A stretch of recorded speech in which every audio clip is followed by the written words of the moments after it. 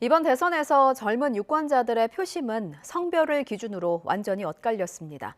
젠더 이슈가 부상하면서 2030 남녀가 각각 총결집한 모습인데 윤석열 당선인은 성별 갈라치기는 없다고 강조했습니다. 구수본 기자입니다.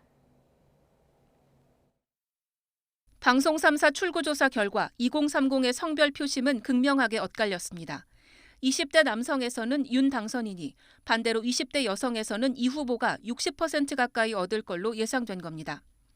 20대만큼은 아니지만 30대도 양상은 비슷했습니다. 30대 남성의 절반 이상이 윤 당선인으로, 반면 30대 여성은 절반 가까이가 이 후보로 쏠릴 걸로 예상됐습니다. 양당이 젠더 갈등을 10분 활용한 결과로 분석됩니다. 선거 과정에서 윤 당선인은 여성가족부 폐지와 무고죄 처벌 강화 등 2대남 맞춤 공약을 선보였고, 반면 이 후보는 구조적 성차별을 인정하며 2대녀 표심을 파고들었습니다.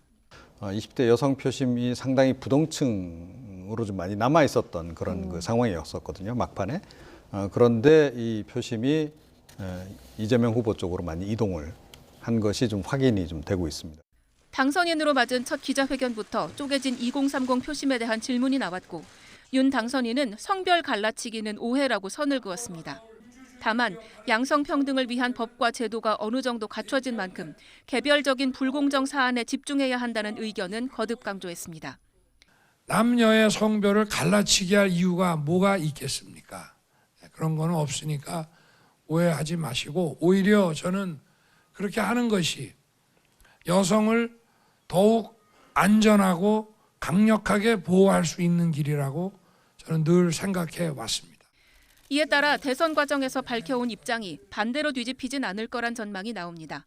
하지만 2대녀 표심이 역결집하면서 득표차가 미미하고 여성계의 반발이 거센 점 등을 고려하면 마냥 밀어붙이기도 쉽지 않은 상황입니다.